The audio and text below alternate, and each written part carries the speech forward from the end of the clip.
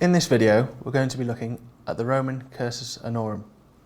Like many institutions in the Roman Republic, this was a system in flux, and for this reason it's difficult to describe. It didn't look the same at any 2 points in time. The Cursus Honorum can be thought of as the career path for Roman politicians. It was the product of several reforms to a system. For example, in 197 BC, it was made so that there was 6 praetors and all consuls were ex-praetors. In a society in which achievement was expected amongst the upper echelons, the Cursus Honorum was vital for aspiring young men. So let's take a look at the Cursus Honorum as it looked in 88 BC. In 88 BC, the Cursus Honorum had not been changed by Sulla's reforms, and the conventional offices upon it are marked on the slide with the 3 golden upwards arrows. These were 12 quaestors, 6 praetors, and 2 consuls. The consuls and praetors are underlined in gold. This means that they held imperium. This is so that they could represent the community in their person, they could exact orders, and they were accompanied by a number of lictors, who in turn held fasces, and we'll return to this later. In addition to these offices, there were several non-conventional offices. These were not technically subordinate to the offices on the Cursus Honorum, and neither were they prerequisites. These were 2 censors, 10 tribunes of the plebs, 2 plebeian Aediles, and 2 curule Aediles. Following Sulla's reforms in 81 BC, the Cursus Honorum already begins to look very different. There are still 2 consuls, but now there are 8 praetors and 20 quaestors. The consuls and praetors still have imperium.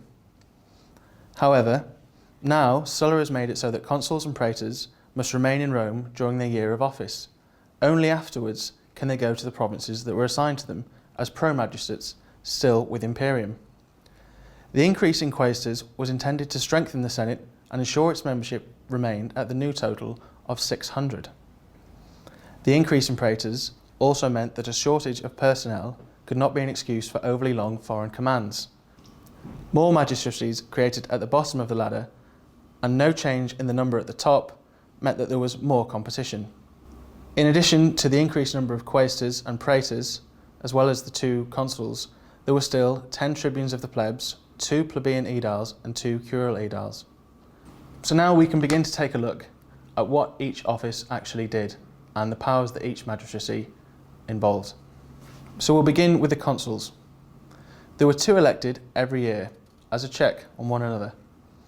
After 367 BC, at least 1 consul was required to be a plebeian, but this wasn't always the case.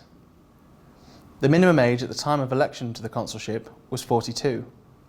They were elected in the Comitia Centuriata, which we'll talk about in another one of these videos, and they assumed office on January the 1st.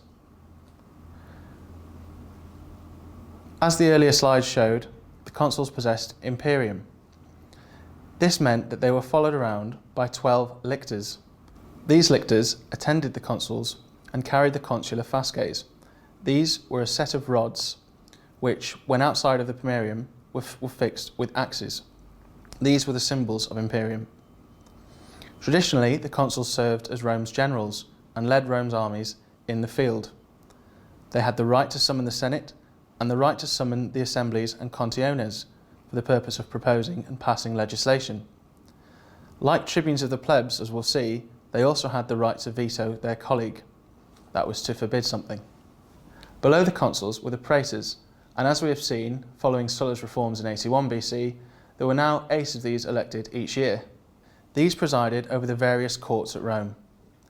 The minimum age to be a praetor was 39 at the time of the election. Like consuls, these were elected in the Comitia Centuriata and assumed office on January the 1st. They also possessed imperium, however, they were accompanied by a smaller number of lictors. Praetors were accompanied by 6 lictors, but also carried the fasces. Their imperium was not lesser than that of the consul, it was the same. This only became important at times of conflict. Praetors also had the right to summon assemblies and conciones for the purpose of proposing and passing legislation. Additionally, praetors had the right to pass edicta, to set out amendments to private laws. Finally, praetors presided over the games of Apollo. Now let's take a look at the first non-conventional office associated with the Cursus Honorum, the office of the censor. Like consuls, there were 2 elected at a time.